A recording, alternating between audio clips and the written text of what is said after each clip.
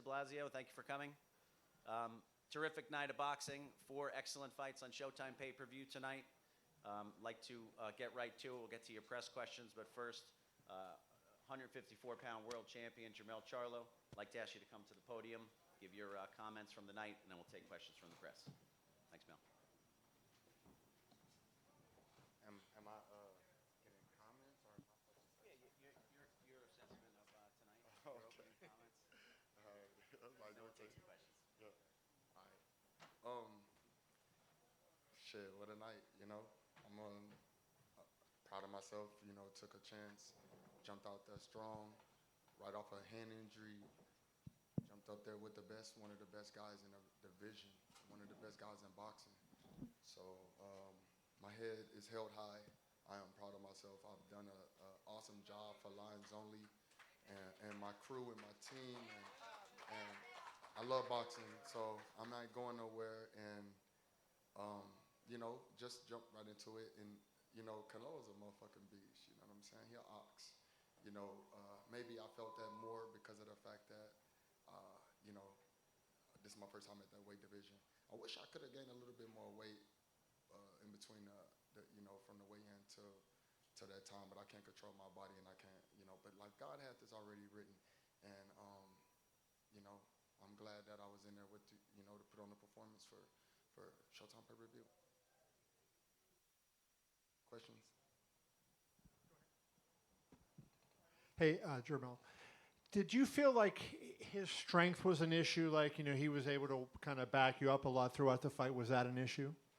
I feel like, you know, you can't just charge at any fighter, you know, like you can't, you know, his power did play an effect, but it wasn't like too dominant to a point where I couldn't come forward, and I should have came forward a little bit more in this fight. But you know, I'm a human, and you get tired, your lateral movement, and you know, like I said, I felt some of his punches, so it was cool. And I think you said you weighed about 172 or 173. In your opinion, what would have been optimal if you could have, you know, gotten a little heavier? How much more would have made a difference? Maybe 5 pounds, possibly more. You know what I mean? I just felt his, you know, the same strength that he normally have. You know, like what we usually see. Like I said, I was testing myself in there, so you know, that is. Thank you. Question in the back. I can't see. Oh. Stand by.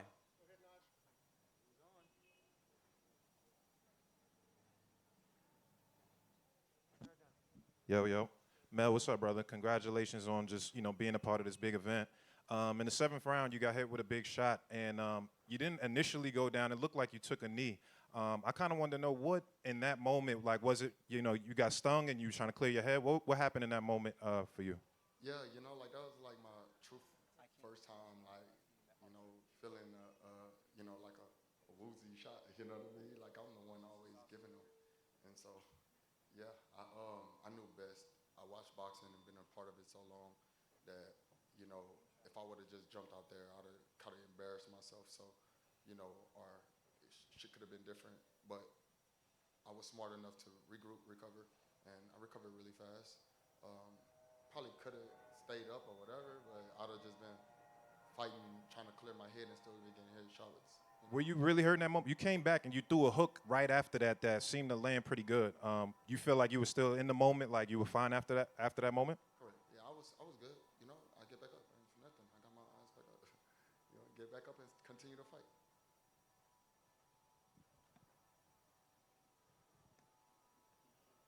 Jermell, right here in the front row. Yeah. Willie Ramirez with the Associated Press. You mentioned to Kevin that he's not the type of opponent that you just charge at, that you come out. Throughout the fight, it looked as if you were trying to sort of get into your groove, but he was controlling the tempo. Was there ever a point in the fight you felt comfortable, that you felt that you were in control or at your pace, your tempo, or did you feel that you were having to adapt and fight his fight? I really don't know what round it was, but it was like within some of the later rounds. I felt like I hit him with a solid 1-2 that was kind of like effective. He didn't see some, you know, I also hit him with a good hook that was kind of blinding. he didn't possibly see. But you know, I felt like I never got to a real point to I can get into my bag like I wanted to, like truthfully. Jermell, how did you feel about this experience in the super middleweight division? And after your rest, who's next? I'm going back down to 154, so that's gonna be major. I can do it. Yeah, I can make the weight easy, and the experience was amazing. It was cool. I appreciate fans of boxing, period. But you got to get your hats off to the Mexican fans that support boxing and come out to shows like this. And you know, I never want to leave out my my African American fans because my American fans, period. I just want to say you can't lead them out because you know they come out just as well as you know the Mexican fans. It's just one is crazier than the other. Jermell, Yeah. back here. Keith Heidig from BoxingScene.com. Jermell, at the higher weight that you were tonight, did you feel sluggish or anything, or how did you feel when you were moving around the ring? A little tad bit. You know, I'm used to moving around much lighter, of course, but it was fine. You know, like I moved around. I was just trying to you know follow my game plan of my coaches, and you know a part of that was you know really coming forward, but you know moving around was a part of the game plan too. But I didn't, you know, I felt the weight, of course. Jermell, over here. Congratulations on your effort. Given you've said you're going back to 154, you've got 3 of the belts in that division. Is the obvious fight to make the winner of Tim Tszyu and Brian Mendoza? I just follow the plans and I fight whoever. Obviously, we can see. It's about being great, and I'm already a legend in boxing. Hopefully, y'all put me in the Hall of Fame. I don't know who the hell controls that, but I deserve it. And possibly I'll come back to 154, or I'll just, you know, listen to my coaches, let them tell me what to do next, and I'm on it. Would you like to become undisputed again, though, at 154? Of course, you know, but you know, it's about you know fighting the best fights and making the most money at this point in my life and career. So fighting, you know, Brian Mendoza or Tszyu, who got an Australian fan base, you know, it's just not as satisfying to me sometimes. But like I said, I listen to my coaches, follow the plans of my management, and go from there. Jermell, Ernesto Amador from No Puedes Jugar Boxeo. And the same question, please, for Johan Guzman. You mentioned that you can beat Canelo, that you are ready to beat his skills. Canelo's skills surprise you? Because Canelo mentioned it's different when you talk about me, but in the ring it's going to be different. So Canelo's skills surprise you? Personally, I don't want to say it surprised me. He showed his attention span was a lot thicker in the ring than it seems. I don't speak Spanish, so I don't know their game plan. But just watching his skills in the ring with me, I felt like I could have did a lot more than I did. So I seen it before. I've been in the ring with a lot of different fighters, and I've seen people with, you know, I've seen skills, and he has some great skills in the ring. You got to give it to him. I don't even know when the last time I even talked about his skills. Like, that's just something that he needed to motivate himself. And, oh, so well be it. We're here to fight, and I got in there to fight. Simple as that. So skills, everybody. If you at the top and you're in a pound for pound, and you're one of the best fighters in the world, you got to have some type of skills. So did I not believe in his skills? Shit, I don't know when I didn't believe in his skills. I don't care about that. Like, I don't believe in nobody's skills. You know, I think I'm the best fighter in the world. I still think that right now. So I'm cool. I'm cool with that.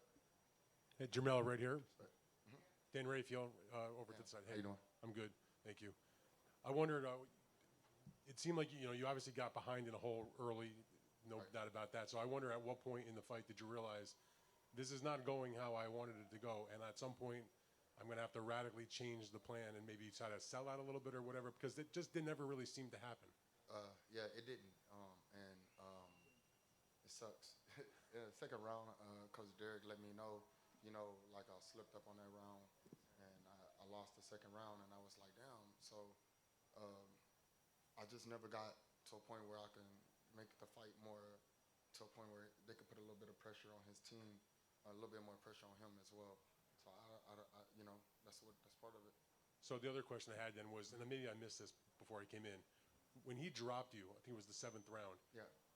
What kind of power did he have, and did that make you reticent to try to sell out the rest of the fight because you might get caught with something huge coming back? Nah, I don't know what you mean by sellout. Just like go for it, you know, not wildly and recklessly, but you know, just go and do what you can do and try to really pick up the pace. No sellout period whatsoever. It was just about continuing to just fight the way you fight, and try to optimize everything that the coaches say and hurry up and get it done. And so it was a flash. It was like a shot I didn't see, you know. And I regrouped myself. I gave myself a chance to regroup, but I thought, like, okay, now we got to go back and win the next few rounds because I know when you know it's an 8-10 round. Thank you. Jermell, over here. I came for okay. Mohammed Mubarak with EURweb.com. Hello, Mohammed. Throughout the fight, it seemed to be a habit that he had of putting you in a headlock and trying to get rough with you. Right. Did it bother you anytime, any of those tactics? No, not at all. I don't think so. I do remember the headlock a few times. Matter of fact, every time I kind of got it in that position, I felt that, you know, he's a clever fighter. Do you think that maybe if you were a little more aggressive throughout the fight? I could steal that from him in the future. What do you think that if you could have been more aggressive than you were throughout the fight? I could have, yeah. I could have been more aggressive, honestly. Jermell, over here, to your right on the Yeah. Francisco Salazar, Ring Magazine. One of the game plans that Al Bernstein focused on for Canelo was cutting off the ring. Do you think that maybe that was one component that maybe worked against you, that he cut off the ring more quicker, more sooner than you expected him to do? No, I actually thought that, I mean, you're from Ring Magazine, you know, boxing, when you're in a square circle, I felt like I was rotating pretty well, getting around, and I was able to catch a lot of shots with my gloves. True. So I did rotate well. It was just about, you know, my attack when it came down to after I rotated and got out of the shot, you know, or blocked the shot, my return was my issue, and in my aggressiveness of going forward. Thank you. Yeah. Time for just 2 more, then we'll let Jermell. Jermell Charlo. Stephen Cudeno, Carolina Sportsman. Congratulations on a great performance, great effort. Could you clarify what's going on with the WBO? I know you were going to be undisputed for this fight. They said they were going to ship you afterwards. Just what's going on? Is the WBO in the room at all? Is there any representative for the WBO? They're not going to say it. They are. I mean, they have to, right? I mean, this is a big fight. This is, I don't know, truthfully, you know, I would like to talk with somebody from the WBO and see what kind of issues they can resolve. I don't know if they already made their decision or whatever they made, but, you know, that was already taken from the beginning before the fight, you know, and that sucks. You know, part of life and a part of I got to just continue to roll with the punches, but, you know, Jermell Charlo never get the fair end of the stick. I got to go and fight for mine, but, you know, I believe that moving up to 2 weight classes to fight for Undisputed and continue to stay active. And of course, I wasn't active for a year because I was off with a hand injury. And, you know, from the moment that my hand got injured, the fight got canceled or whatever happened, the WBO sent me letters from like 30 letters and had me going back and forth to the doctor randomly, just having to prove to them that MRIs and CAT scans and CT scans and X-rays and any time that they wanted to, they must really, you know, like got a relationship with the people in Australia. So, and that's okay with me. And I just got to continue to be a champion and continue to fight and you know, bars none. Put my heart on the line every time I get in there. Yeah. Jermell. Oh. Lance Pugmire, ppv.com. I wanted to ask you, I know you talked about this in the ring. Terence Crawford, does that make all the sense in the world for your next fight? Yeah, you know, Terence Crawford could be on a radar. I think he already probably been on Twitter, you know, like lip wrestling with the internet, just to get some clout, some fans, and it's fine, you know. But you know, he's a champion. He's great at what he do, and you know, my brother Earl got to get it on with him. Earl want his lick back, so and that's what boxing is about. So for the next few years, or in due time, you guys will be completely entertained. And maybe I'll talk a little bit more shit, because that's what y'all want from me. Because Terence Crawford been talking shit, so they're gonna bring out a different animal in me, but I don't know which animal.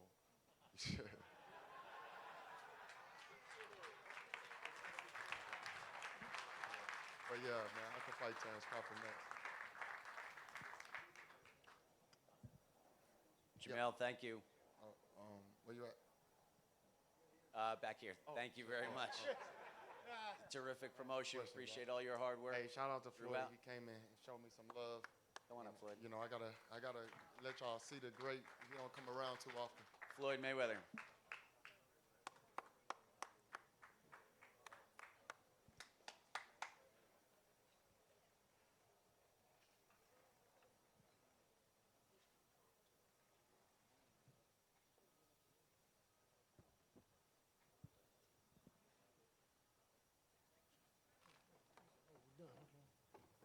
All right, I guess I'm out. Lines only for life.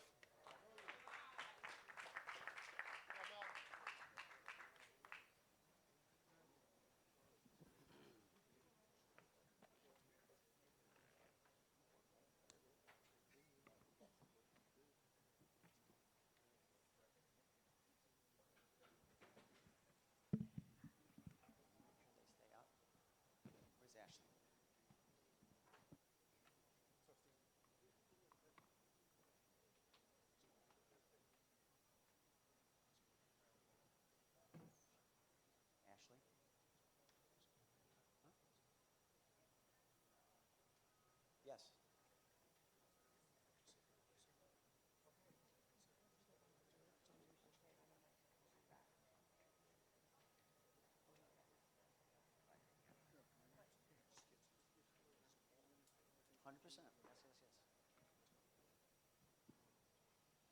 Okay, ladies and gentlemen, Floyd Mayweather, undefeated, TBE.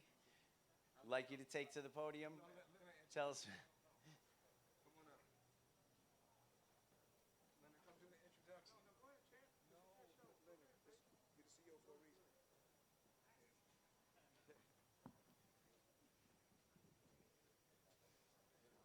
Hello, everyone. Tonight, I gotta let Leonard do the introduction, and the reason why is because y'all know how it is. If I get in the ring with one of my fighters, I'm still in the shine, and if I don't show up, I'm hating on him. So I let Leonard do it. I just wanted to introduce Mayweather Promotions' most recent signee. He's a future world champion. He had an outstanding performance tonight. He's 1-0, and he's on his way to greatness. Jermell Moten. Yeah, y'all gotta show my fighter a little bit more love than that now.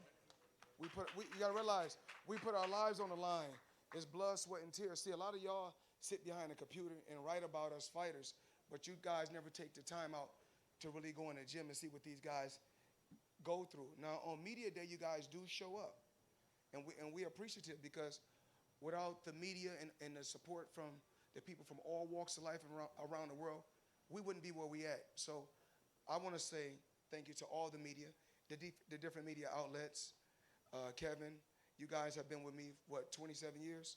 So, you know, I know what it takes when it's a fight of this magnitude, and I was the same young fighter before, and I had a dream. So I'm proud of you. And it's no different from other young fighters that I believed in, that I said was going to be good and great someday. Just like Javante Tank Davis, he was in the same shoes you were in, and they didn't believe, but then when it happened, they believed, then all the jealousy came. So I'm proud of you, and I'm pretty sure they got a few questions for you. Come on up.